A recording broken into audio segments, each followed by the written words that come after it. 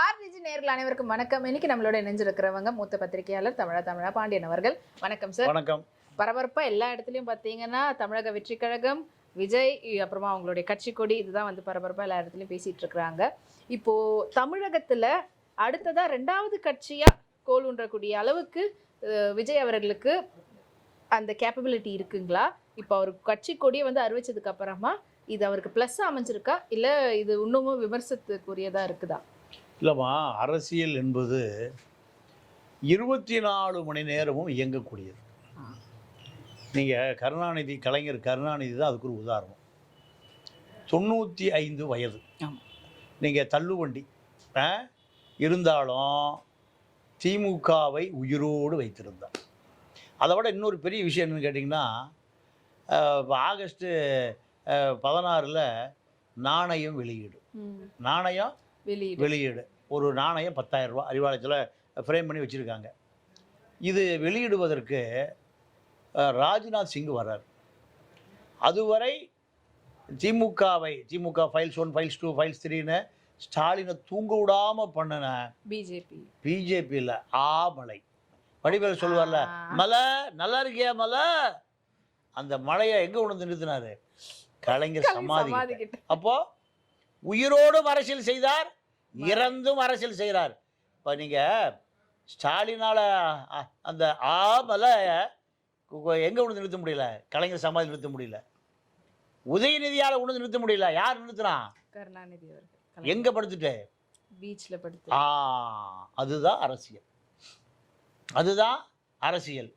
ஜெயலலிதா இன்னைக்கு ஜெயலலிதா இல்லை, அந்த அம்மா மறைஞ்சிட்டாங்க. ஜெயலலிதா இல்லைன்னா கூட சசிகலா எங்கே போய் சத்தியம் பண்ணுது? அவங்களுடைய சமாதி. அப்போ எங்கே அதிமுக அரசியல் நடந்தாலும் எங்கே வரணும்? ஜெயலலிதா சமாதிக்கு தான் வந்து அது முடிவாகும்.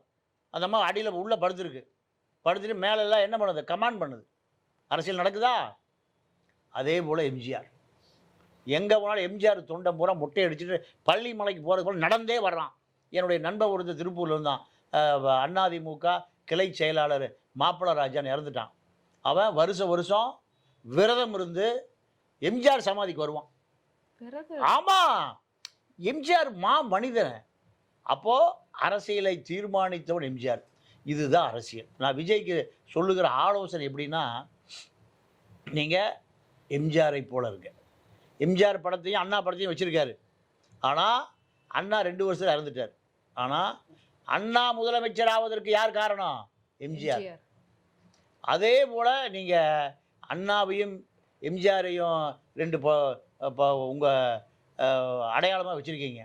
ஆனால் எம்ஜிஆரிடம் கற்றுக்கொள்ள வேண்டியது நிறைய இருக்குது. எம்ஜிஆரை மீறி அரசியலே இல்லை. எம்ஜிஆருடைய சிசியை தான் ஜெயலலிதாவை மீறி அரசியலே இல்லை.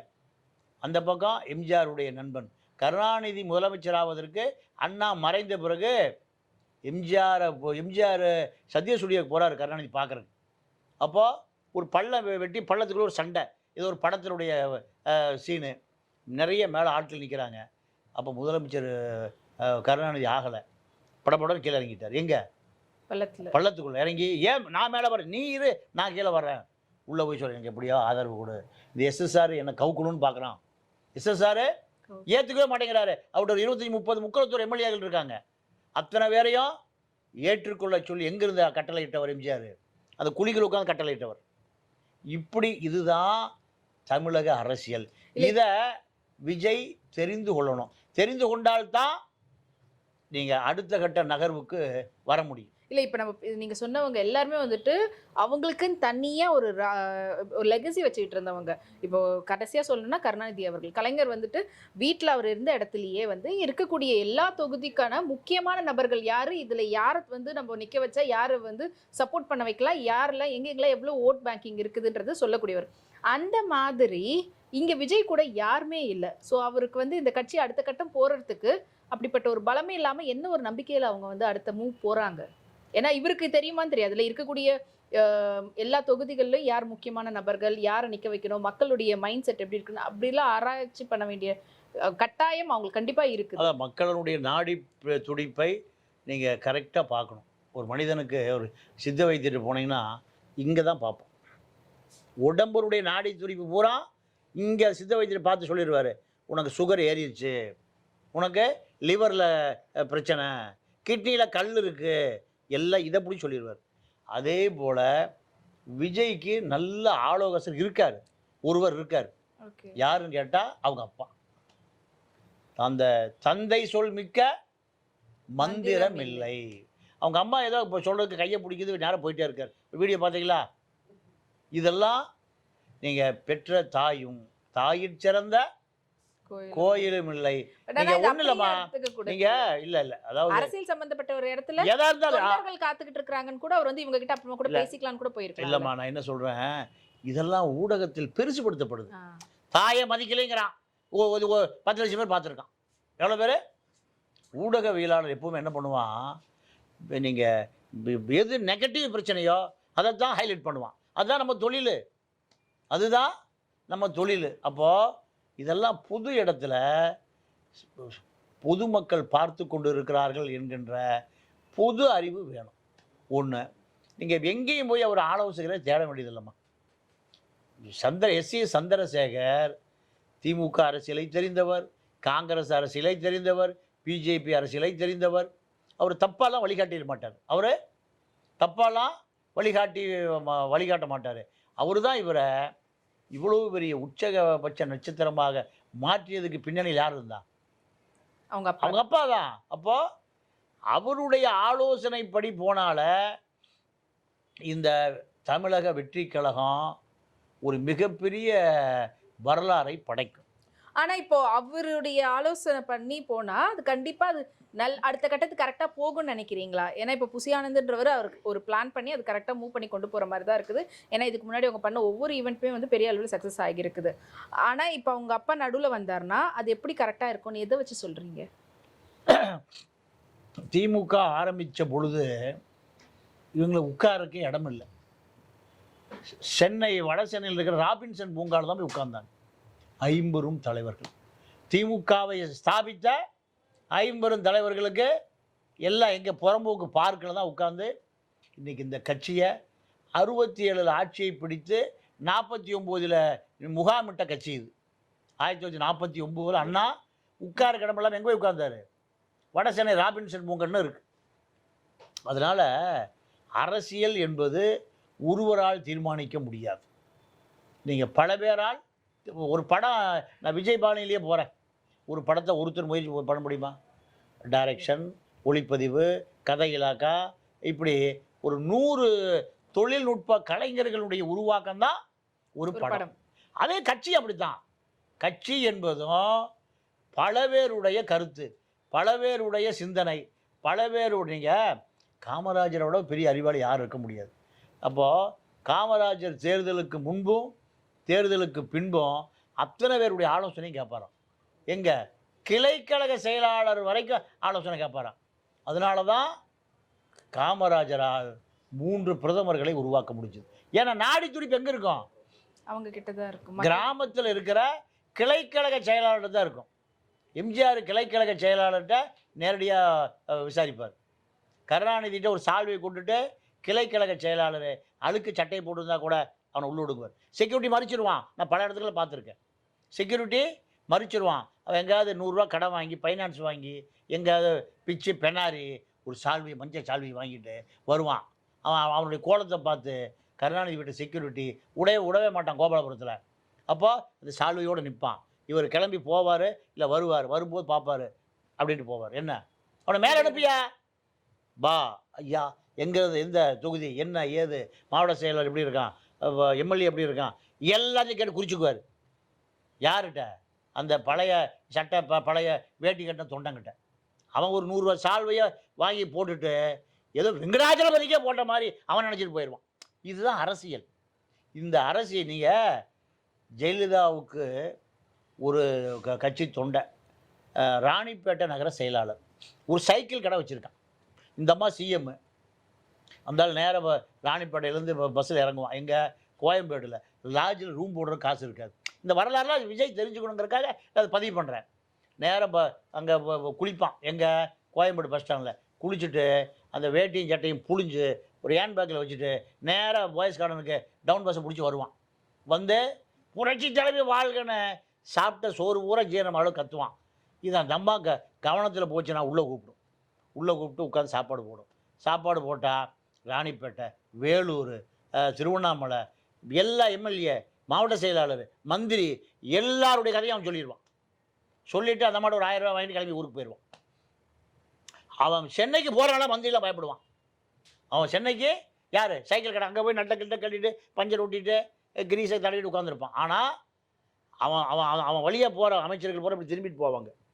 ஆனா இப்ப அப்ப இருந்த அரசியலும் இப்ப இருக்கக்கூடிய அரசியலும் கொஞ்சம் மாறுபட்டு தானே சார் இருக்கு. இப்போ சோஷியல் மீடியா வந்துடுச்சு, அது மூலியமா இப்ப இருக்கக்கூடிய 2K கிட்ஸ் வந்து ஓட்டு உரிமை வந்துட்டு இருக்கு, அவங்களுடைய பார்வை கொஞ்சம் மாறி இருக்குதுல்ல. அப்ப இருந்த மாதிரியே நம்ம இப்ப பார்க்க முடியாதுல்ல. இப்ப மாறினதுனால கூட விஜய்க்கு வாய்ப்புகள் அதிகமா இருக்கலாம்ல. அப்பவும் அரசியலில் நேர்மையானவனை மக்கள் எதிர்பார்த்தான். பூமி தோன்றிய காலத்திலிருந்து அரசியல் என்பது நேர்மையானவர்கள், நாணயமாக இருக்கணும், தியாகம் பண்ணணும். இதுதான் அன்னைக்கு அதுதான், இன்னைக்கு அதுதான், நாளைக்கு இதுதான், நாளை மறுநாள் இதுதான். இதுதான் அரசியல். இன்னைக்கு வரைக்கும் காமராஜ் ஆட்சி தருவோன்னு தான் எல்லாரும் சொல்லிட்டு இருக்கான். வேற ஆட்சி எடப்பாடி ஆட்சி தர சொல்கிறாங்களா? இல்லை கருணாநிதி ஆட்சி தரேன்னு சொல்கிறாங்களா? யாருடைய ஆட்சி? காமராஜர் ஆட்சி. அந்த செத்து போன பிறகு போய் திறந்து பார்த்தாங்க, 4 வேட்டி 4 சட்டை 139 ரூபா பணம் இருந்தது. இப்போ விஜய்க்கு கோடிக்கணக்காக சம்பாதிச்சிட்டாரு. ஒரு படத்துக்கு 150 கோடி 200 கோடி. இனி பணமே தேவையில்லை. மக்கள் சேவையே மகேசன் சேவை. மக்களுக்கு நீங்கள் தியாகம் செய்வதை, மக்களுக்கு நீங்கள் உண்மையாக இருப்பதை தான் மக்கள் விரும்புகிறான். அப்படி ஒரு தலை வெங்காயம் கிடப்பானான்னு தேடுறான். அந்த எதிர்பார்ப்பை விஜய் பூர்த்தி செய்தால் கண்டிப்பாக இன்னொரு எம்ஜிஆராக மாற மக்களே தூக்கி தலையில் வச்சு கொண்டாடுவோம். இப்போ 2026ல் 2வது பெரிய கட்சியா விஜயுடைய தமிழக வெற்றி கழகம் மாறும் அப்படின்ற மாதிரி சொல்லலாமா?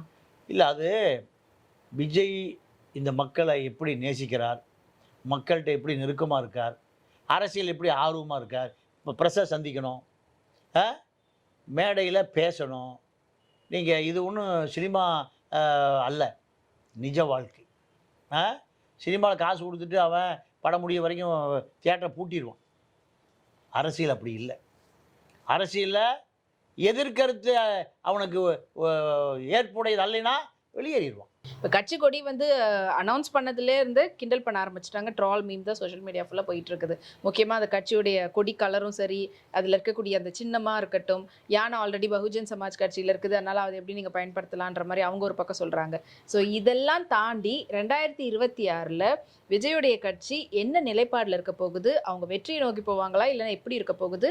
முக்கியமாக இப்போ இருக்கக்கூடிய அலையன்ஸ் கட்சிகள், சொல்லக்கூடிய கூட்டணி கட்சிகள், சின்ன சின்ன கட்சிகள்லாம் வந்து என்ன நிலைமைக்கு அவங்க தள்ளப்படுவாங்க? இது எப்படி பார்க்குறீங்க? இப்போ 2026 தேர்தலுக்கு திமுக இப்போவே தயாராகிடுச்சு. திமுக எடப்பாடி மாவட்ட செயலாளர் கூட்டம், மாவட்ட அளவில் போய் கூட்டம் போடுறாரு.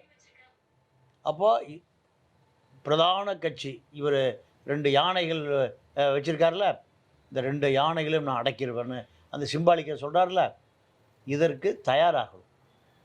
தானாக நீங்கள் கனியாது, தடிகுண்டு அடித்து கனிய வைக்கணும்.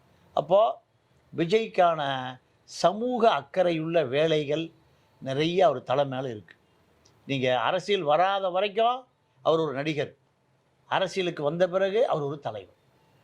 இந்த தலைவனுக்கான வேலை நிறைய இருக்குது, நடிகனுக்கான வேலை இல்லை. நடிகனுக்கான வேலை யார் பார்த்துக்குவா? டைரக்டர் பார்த்துக்குவார், ஒளிப்பதிவாளர் பார்த்துக்குவார், டான்ஸ் மாஸ்டர் பார்த்துக்குவார், சண்டை பயிற்சியாளர் பார்த்துக்குவார், ஃபைனான்ஸ் பார்த்துக்குவார், ப்ரொடியூசர் பார்த்துக்குவார், எல்லாம் பார்த்துக்குவாங்க. இவர் போய் நின்னா சரி. ஆனால் அரசியல் அப்படி இல்லை. எல்லா வேலையும் இவரே பார்க்கணும். எல்லா வேலையும் இவரே. நீங்கள் அதுக்கு தான் முதலே சொல்லிட்டேன், கருணாநிதி 95 ஆண்டு மரணம் அடைகிற வரை அவர் உறக்கமே இல்லை. ஜெயலலிதா நீங்கள் கடைசி வரைக்கும் நீங்கள் காலையில் 4 மணிக்கு அந்த மாதிரி எழுந்திரிச்சுக்குமா? யார் சொன்னால்? நீங்கள் நமது எம்ஜிஆர் ஜெயா டிவியினுடைய ஆசிரியர் இப்போ சுனில் சொன்னார் என்கிட்ட, 4 மணிக்கு எல்லா பேப்பர் வந்து புரட்டி பார்த்துட்டு தான் சுனில் வீட்டுக்கே போகணும். 4 மணிக்கு அந்த மாதிரி எழுந்திரிச்சிடும். காலையில் 4 மணிக்கு எல்லா பேப்பரையும் படிச்சிடும், 4 மணிக்கு. அப்போது அந்த மாதிரி எத்தனை மணிக்கு எழுந்திரிச்சிருக்குன்னு பாருங்கள். இதுதான் அரசியல். இந்த அரசியலை விஜய் செய்தால் தமிழ் தேசிய தளம் ஒரு மிகப்பெரிய இடைவெளியில் இருக்குது. சீமாங்கிட்ட போய் 50 லட்சம் பேர் இருக்கான். அப்போது திராவிட இயக்கத்தின் மீது மிகப்பெரிய அதிருப்தி இருக்கு. அந்த அதிருப்தியை விஜய் தமிழ் தேசிய அரசியலை செய்தால் 26 தேர்தலில் 1 கோடி பேரை ஈர்க்க முடியும். 1 கோடி பேர்னா திமுக 1 கோடி பேர் இருக்கான், அதிமுக 1 கோடி பேர் இருக்கான். இந்த 1 கோடி பேருக்கு திராவிட இயக்கத்தின் மீது வெறுப்பாக இருக்குது, தமிழ் தேசியத்தின் மீது ஈர்ப்பாக இருக்குது. இந்த இடைவெளியை விஜய் பயன்படுத்தி கொள்ளுவாரா? சினிமாவில் கிளைமேக்ஸ் வருவதைப் போல 26 கிளைமேக்ஸில் விஜய் உடைய உழைப்பினுடைய வெளிப்பாடாக 26 தேர்தலில் மக்கள் வாக்களிப்பார்கள். ஸோ அது வந்து அது வரைக்கும் இவருடைய உழைப்பு கொடுத்துக்கிட்டே இருக்கணும். உழைப்பு தான் மக்களிடம் நேரடியாக தொடர்பு கொள்வது தான் ஒரு தலைவனுக்கான வேலை. ஓகே. ஸோ 2026 அவர் எதிர்க்கட்சியாக உட்கார போகிறாரா, இல்லைனா வந்து ஆளுங்கட்சியாக உட்கார போகிறாரா, இல்லைனா உள்ளே போகிறதுக்கான வாய்ப்புகள் எந்த அளவில் இருக்குதுன்றதை பொறுத்திருந்து தான் பார்க்கணும். இதனால் தொடர்ந்து வேலை செய்யணுன்ற விஷயத்தை மட்டும் நல்லா தெளிவாக சொன்னீங்க. உங்களுடைய கருத்துக்களை பகிர்ந்துட்டு இருக்கிறோம். நன்றி, வணக்கம்.